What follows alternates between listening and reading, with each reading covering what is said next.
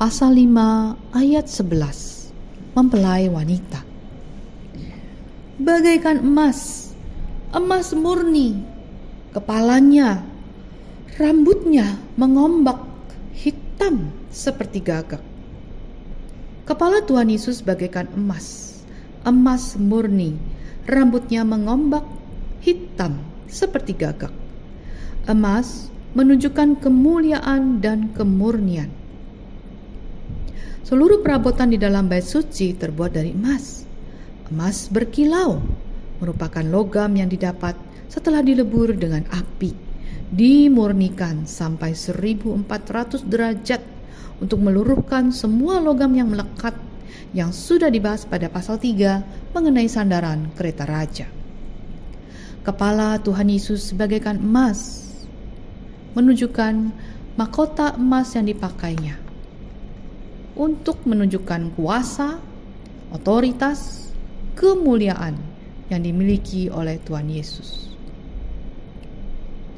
Penulis teringat dulu ketika sedang menerjemahkan satu lagu kidung jemaat dari bahasa Inggris ke bahasa Indonesia.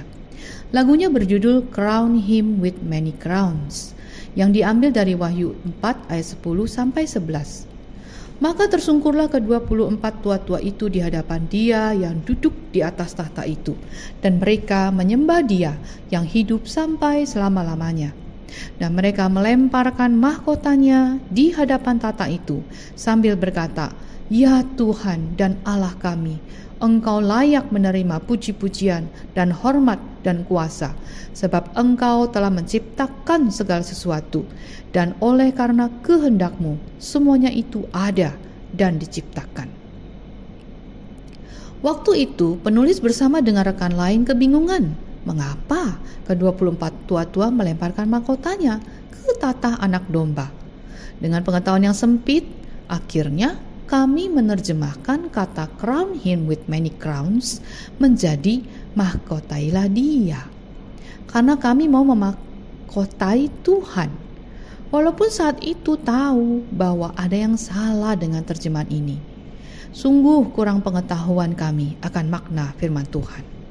Puji Tuhan Yesus atas kasih karunia-Nya melalui Pastor Joseph Prince. Penulis mendapatkan jawabannya bahwa ke-24 tua-tua melemparkan mahkotanya ke tahta anak domba karena menyadari bahwa mereka tidak layak mendapatkan mahkota itu.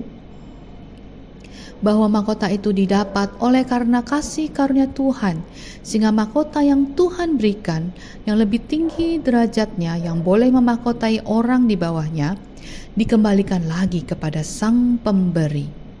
Kekasih Tuhan, ada orang yang berlomba-lomba berbuat baik, melayani Tuhan untuk mendapatkan mahkota kerajaan surga.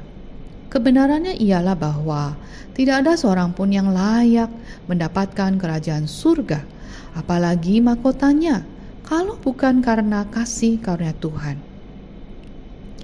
Biarlah hidup kita dipakai terus menerima kasih karunia demi kasih karunia, dan mengembalikan segala kemuliaan, kehormatan kepada Tuhan Yesus Kristus, Allah kita yang agung. Kekasih Tuhan teringat akan rambut sang mempelai pria yang mengombak, hitam seperti gagak. Rambut menunjukkan kekuatan dan keperkasaan seorang pria. Rambut hitam menunjukkan mempelai pria masih muda perkasa, indah, kuat, namun juga gentleman, terawat dengan baik. Rambut sang mempelai yang lebat dan hitam seperti burung gagak, yang mana kiasan-kiasan itu digunakan untuk menggambarkan keindahan dan keelokan Kristus. Rambut yang tebal, lebat dan tertata rapi atau bergelombang, sebagaimana sebagian orang menerjemahkan kata itu, yang menjuntai di dahi dan pipi dengan indah, membuatnya sangat menawan. Warna hitam burung gagak adalah hitam yang sangat halus. Para ilmuwan mengatakan bahwa telur, otak, dan darah burung gagak telah digunakan untuk membuat rambut menjadi hitam.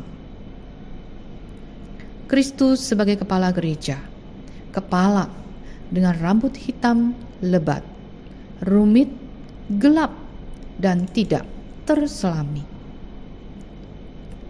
Tidak dapat diselidiki dan tidak dapat dipahami.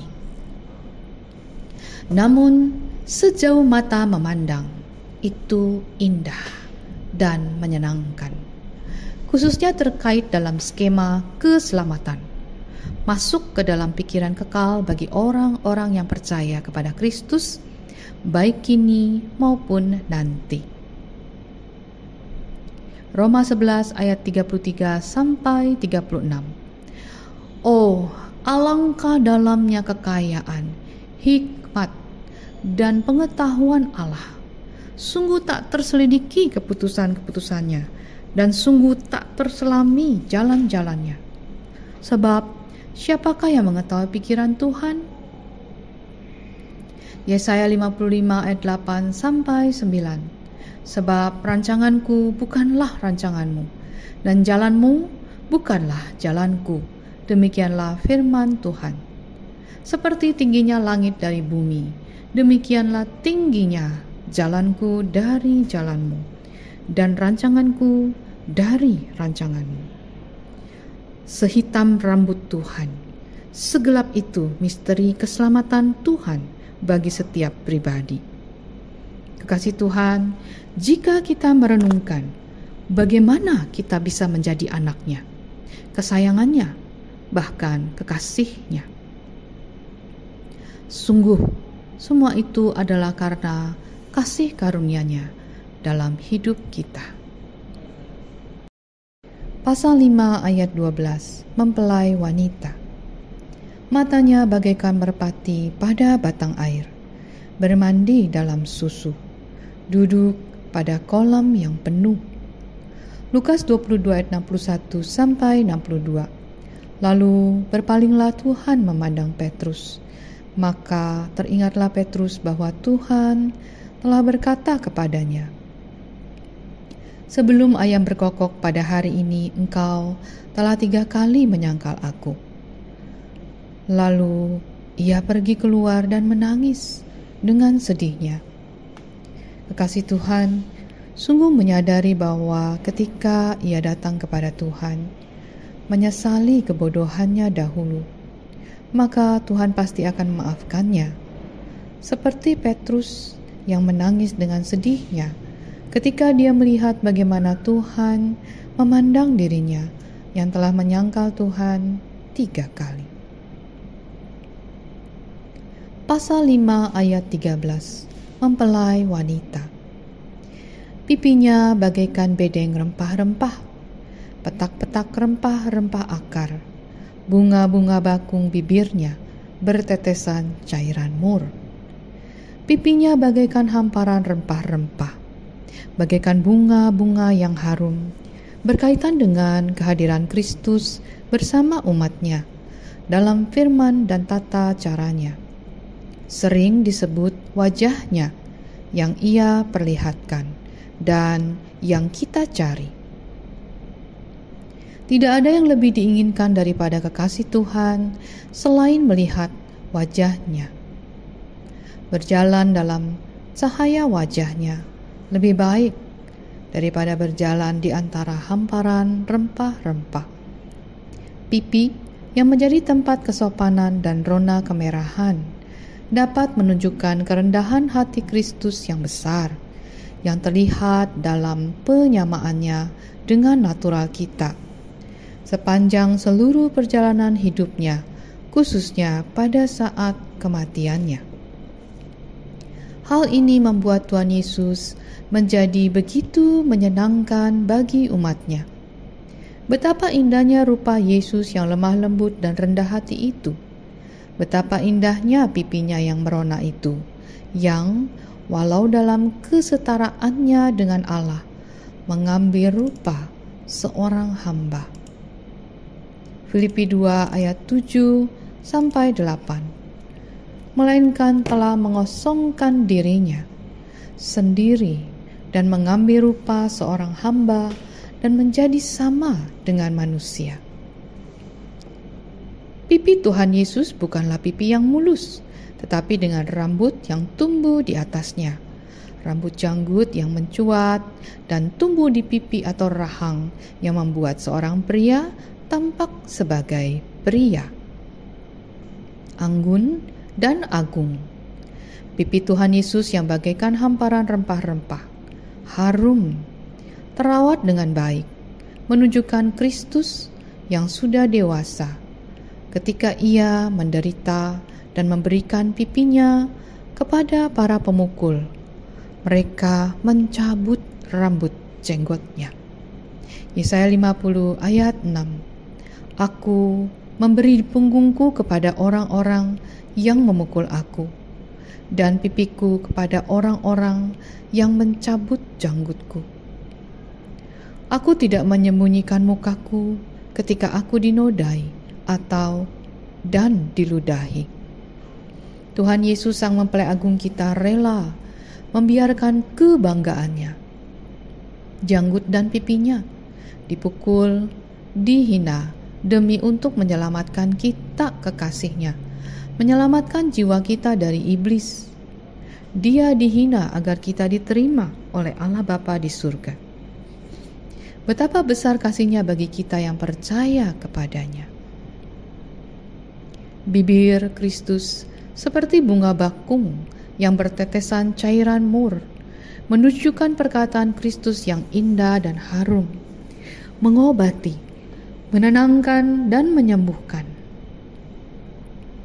Lihatlah pelayanan Yesus Kristus di dunia yang mengajarkan tentang kedamaian, pengampunan, kebenaran, kehidupan, dan keselamatan bagi jiwa-jiwa yang peka yang disampaikan dalam pelayanan firman. Cara penyampaian Kristus diungkapkan dengan meneteskan, artinya secara perlahan, bertahap, sedikit demi sedikit. Seberapa gereja dan umat Kristus dapat menanggungnya pada waktunya dan pada waktu yang tepat, seperti halnya kebutuhan mereka terus-menerus menuntut. Seperti ketika Kristus berada di sini atau di bumi, demikian pula sekarang Dia berada di surga melalui para pelayannya di segala zaman sampai akhir dunia, menyegarkan dengan manis dan lembut dan membuat umatnya berbuah. Ulangan 32 ayat 1-2, nyanyian Musa. Pasanglah telingamu, hai langit, aku mau berbicara, dan baiklah bumi mendengarkan ucapan mulutku. Mudah-mudahan pengajaranku menitik laksana hujan, perkataanku menetes laksana embun, laksana hujan renai ke atas tunas muda, dan laksana dirus hujan ke atas tumbuh-tumbuhan. Kekasih Tuhan, inilah Tuhan Yesus kita yang dengan sabar mengantarkan mempelainya untuk hidup sesuai dengan kehendak Bapa, diubahkan sedikit demi sedikit, terus menerus, bagai air hujan segar yang meneteskan pada tanah hati yang kering. Selain itu, ciuman bibir Kristus atau manifestasi kasih-Nya dapat dipahami dalam arti klausa ini, yang bersama-sama dengan ucapan syukur dan cara tutur katanya yang anggun, membuat Dia sangat diterima oleh gerejanya. Lihat pasal 1 ayat 2. Dan sentimen seperti itu diungkapkan dalam bahasa yang hampir sama oleh orang lain. Bibir Tuhan Yesus seperti bunga bakung yang meneteskan mur yang harum. Hal ini berkaitan dengan kata-kata Kristus yang menetes dari bibirnya yang seperti bunga bakung karena kemurniannya, kelembutannya, dan warnanya yang indah. Kata-kata Kristus adalah kata-kata yang murni, bebas dari semua pencemaran, tipu daya, dan campuran manusia. Bibirnya juga tidak lebar dengan puji-pujiannya sendiri, tetapi dengan ekspresi rasa hormat terhadap kemuliaan Bapaknya dan sangat menyenangkan, ramah dan anggun di hadapan Allah Bapa. Bibir Kristus seperti bunga bakung yang bertetesan cairan mur, menunjukkan perkataan Kristus yang indah dan harum, mengobati, menenangkan, dan menyembuhkan. Lihatlah pelayanan Yesus Kristus di dunia yang mengajarkan tentang kedamaian, pengampunan, kebenaran, kehidupan, dan keselamatan bagi jiwa-jiwa yang peka, yang disampaikan dalam pelayanan firman. Cara penyampaian Kristus diungkapkan dengan meneteskan artinya secara bertahap, sedikit demi sedikit, seberapa gereja dan umat Kristus dapat menanggungnya pada waktunya dan pada waktu yang tepat. Seperti halnya kebutuhan mereka terus-menerus menuntut.